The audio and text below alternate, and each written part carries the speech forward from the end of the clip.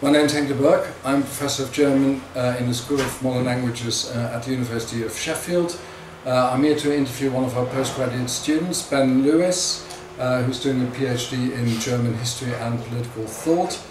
And Ben also did his BA and MA in Sheffield. So Ben, let's start with your background. Tell us a little bit about yourself. Where are you from? Where did you go to school? That kind of thing. Okay, I'm 31 years of age. I grew up in South Wales in a little border town called Undergraduate. I attended King Henry VIII Comprehensive School until 2003, so 7 years, where I did A-levels in politics, economics, German and general studies. Mm-hmm. Tell us a little bit about your hobbies, because I think you used to be, or perhaps still are, an enthusiastic rugby player. Unfortunately, I don't play rugby anymore. Too small and too old, I think. Yeah, very keen sportsman in school in particular. I suppose I'm what the Americans would call a jock in school. Played all sorts of sports, athletics, rugby, cricket, etc. I still run today, but not competitively anymore because it's too much work. In spite of being a jock, you did have very good A-level results. I did, yeah. Did you have, I think, 3 A's or? 4 A's, if you include general studies as an A-level, which I'm not sure if I did. Wow. and then you came to the University of Sheffield to do German. What year was that? 2003. And one of the reasons I decided to do German, I was very fortunate at King Henry VIII School to have, there was an excellent German department where I was taught by, I should mention, Rita Williams and Lynn Morgan, excellent department there, and really sparked my interest in German and Germanic studies more generally. So. And you decided to do single honours German, which is a little bit unusual. Most people do a dual degree, or 3 languages, but you did single honours German. What did you focus on in terms of your courses? Well, towards the end of my school years, I started to become more political, interested in the world around me, thinking about where I fit in society. So my main focus really was German society, German politics, German history, literature and film to a slightly lesser extent as well. Literature was never really my forte. I certainly avoided linguistics. That was something I didn't really enjoy. Mm-hmm. But luckily there were all sorts of courses available for me to basically avoid linguistics and focus on what I was interested in. So that was the main focus of my degree. Okay, tell us a bit more about your year abroad, because the way a BA in Sheffield and at other universities is one, if you do a modern language, the way it's structured is that you don't do your BA in 3 years, but you do it in 4 years. The third year you then spend in the country of the language that you're studying. So if you do German, you will spend a year in Germany. If you do German and French, you'll spend half year in Germany, half year in France. But you did single honours Germany, so you ended up in Germany for a whole year. Tell us a little bit about that experience. It was great. I was very fortunate because the summer before I went to Germany, I was awarded a summer school scholarship in Bonn. So I went to Bonn the summer before, got to know the city, made a lot of German friends, etc. And then so the decision for me where to go and spend my year abroad was actually quite a simple one. We had the opportunity to go to the University of Bonn, so that's what I did. And had a great time there. It's slightly daunting at first, even for me, with I say the background of having friends and support networks in Bonn already established. It's slightly daunting at first, I think, for everybody, just coming to terms with German bureaucracy, registering, various Ämter and all the rest of it, and then the university itself, which is a completely different experience. But I had 2 semesters there and absolutely loved it. How did it change the year abroad when you went into the year abroad? That you then had, a number of experiences. You say now I've actually, because this is what a lot of students say, that they really grow during the year abroad, and in terms of your German as well, maybe. That's right. I was fairly confident with my German anyway before I went, but certainly by the time I came back, you're thinking in German, you're feeling actually in some way a part of German society. I was very politically active in the university, doing all sorts of things, and thoroughly enjoyed it. So it is a transforming event in a sense, because you go there with a certain grasp of the knowledge, but of the language, but then you return with fluency, and also feel like you've understood the society you're trying to understand much better. So it was a great experience. You graduated in 2007. with a first class degree and 2 prizes. Congratulations again on that. But you didn't. Most people then either try and find a job, or they do an MA straight away. But you didn't pursue an MA at that time. What did you do instead? Well, I was thinking about doing an MA, and I think we had discussions back then, vaguely remember 2007 and discussing with you. And the thing for me was that I didn't really have a project that I was absolutely convinced this is what I want to do with my studies, etc. So I moved to London. I became a lot more involved in political work, writing journalism for various publications, Weekly Worker, Revolutionary History, etc. And I think it was in 2007, that summer actually, when I graduated, that a friend of mine, Mike McNair, who teaches at Oxford University, he handed me this big manuscript by a guy called Karl Kautsky on the national question in Austria. He said, "Can you translate this for me?" And I'm sure it wasn't the best translation I've ever done, but it actually sparked a real interest then, in not just in translating German historical texts, but Kautsky himself in that particular period. And basically, for the next 4 or 5 years, I was working as a translator, as a copy editor, and carrying out independent research on my own translation work. So that led to, I think, three books, edited volumes on thinkers of the period. So that's where I think I started to understand what I wanted to do in terms of my academic career and my studies, and what I wanted to focus on. And then 6 or 7 years later, I returned. Yeah, I mean, that is an unusual background for someone to do an MA. Most people go into an MA straight away. So I don't want to suggest to the people watching us that you know, that's what you've got to do if you want to do an MA at Sheffield. You've got to spend 6 years, you know, writing for newspapers and publishing academic books and so on. But it obviously helped you in terms of the MA by way of preparation. That's right. Although again, it's not what most students do. Now, when you want to do an MA, unfortunately, MAs, you know, they cost money. So you had to apply for a grant, which, you know, we worked on this together to some extent. It was a fairly labour-intensive process. Tell us a little bit about the grant application that you did, because I think it was rather more work than you had expected at first. Yeah, I mean, that's to echo the point you've just made. I suppose it's the break I had was good for my own independent research skills, but obviously you spend a long time away from the university environment, the rhythm of work there, what's expected of you, etc. So that was a real shock for me when I had to, before even getting onto the course, I had to apply for this grant, which luckily I got. And on the one hand, it was useful because you have to start to think about the project that you want to undertake, and you have to summarise it concisely. And put it forward for approval, but it was a hell of a lot of work, because it's not just about the actual content of the project that you have in mind, which is difficult to boil down in a couple of hundred words, but also about presenting it in a way that makes it seem effective and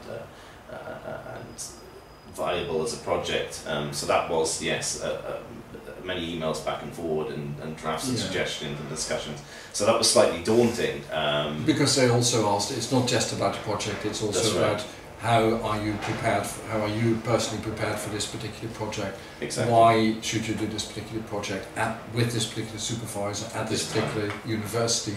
And also then, of course, contextualize what you're working on in the context of existing research. So what is the relevance of the research you're doing, and all that together in about 500 words. Exactly, in various bits. Where this has got to be 200 words, that's got to be 300 words. That's right. That's to do it in that focused and lucid way. That is a lot of work, because these grants are they're great, but they're also very, very competitive. Now, you already mentioned Karl Kautsky, who was born, I think, 1854, died 1938. So spanning the German Kaiserreich and until 1918, and then the Weimar Republic between 1918 and 1933. Karl Kautsky isn't very well known now, but he was at the time. Seen as the Pope of Marxism, I think, and the leader Marxist thinker after the death of Karl Marx and Friedrich Engels in 1895. And you did a project on him, which looked at various aspects of his work, but I don't want to particularly want to ask you about Kautsky. Talk to us a little bit more about the structure of the MA. So how does an MA in Germanic Studies and most other MAs as well in Sheffield look?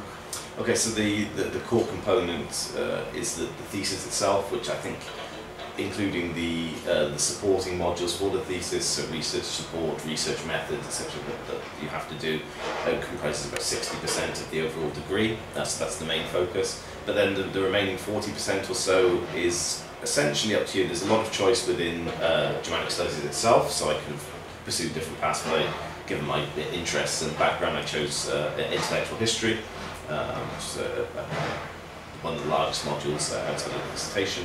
And then I had the freedom to choose from other departments. So I did one smaller module, one semester module in history, voices and experiences of the Great War, which was excellent, given my interest in history, but also that particular period and how the experience of soldiers fed into post-war Germany, etc., and culturally, politically, etc.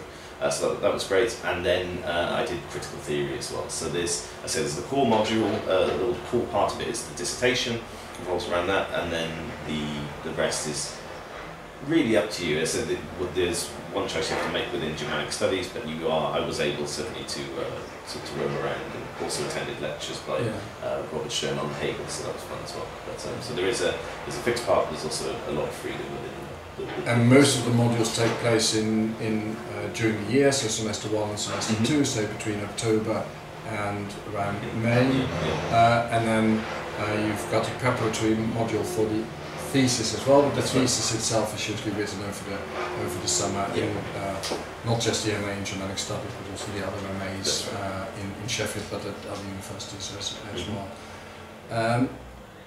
Now I always think, and a lot of students say the same thing, that a BA and an MA are very different beasts. So someone who's really good at a BA isn't always very good at doing an MA.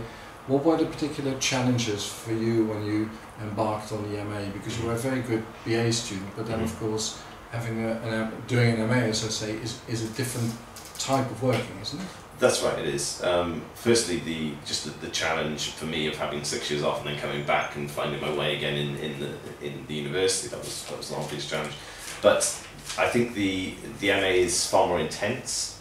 So pretty much the amount of writing you'll do perhaps in the last 2 years of your BA, you cover in 1 year in an MA pretty. It's pretty much the equivalent. So it's far more intense, and also requires a lot more of you as an individual in terms of your own research, working away from the classroom, researching, looking up things, making extensive notes for your dissertation, etc., etc. So I think it's a lot more challenging in terms of the intensity of the program, but also that you're left to your own devices a lot more, and that can be, I think, particularly if you go straight from BA to MA, that can be a slight culture shift, if you like, in terms of one's learning methods, because the BA is very much teaching intensive, contact intensive, and the projects that are demanded of you at a BA level tend to be much smaller, and you write them relatively quickly.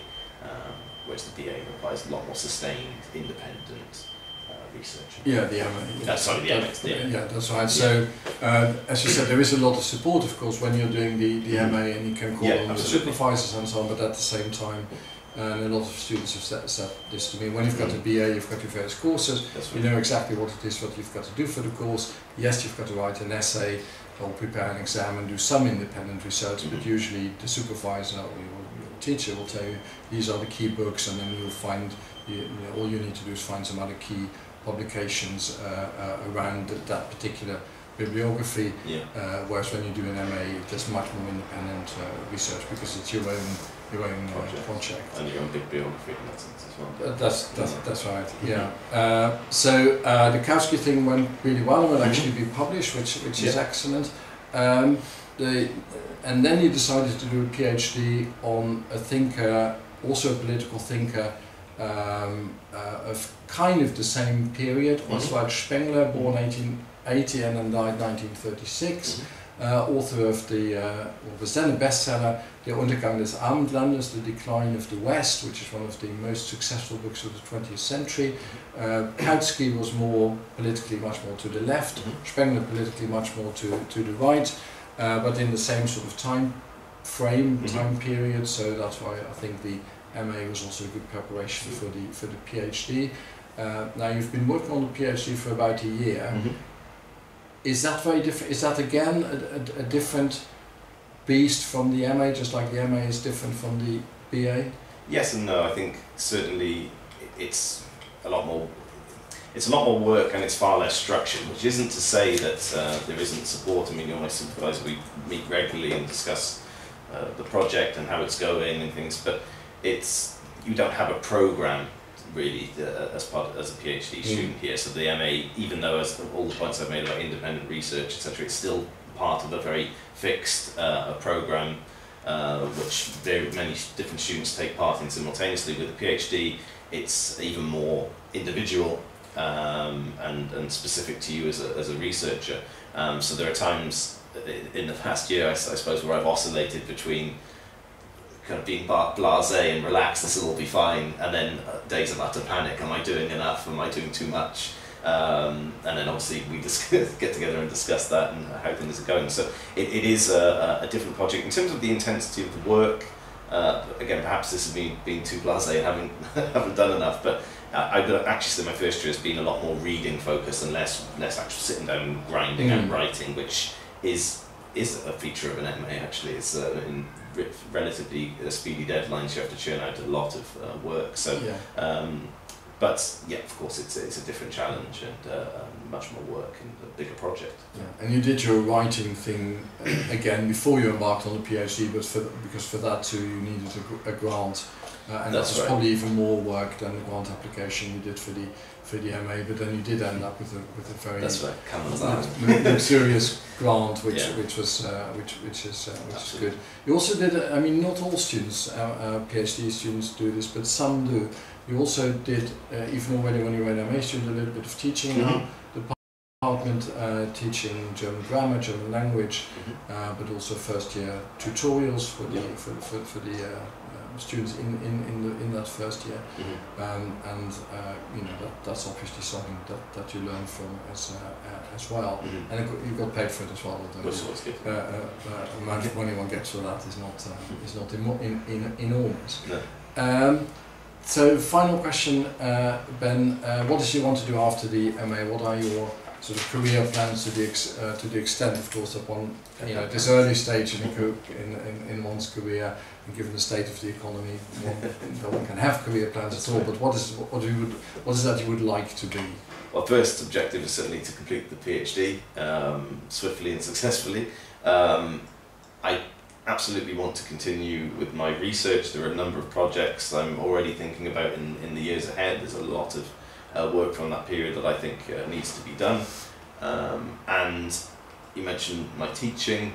I taught here at Sheffield and also in the history department at Huddersfield. Both experiences were excellent on the whole, and I thoroughly enjoyed them. So I think in order to be able to marry the two experiences of continuous research and work and teaching, I think the obvious thing for me to do, and the career I would definitely like to embark upon, is to become a university lecturer. As you say, with the caveat that things are very much shifting and short term these days, and it's quite difficult to do. It's a competitive environment, but that's certainly what I aspire to do.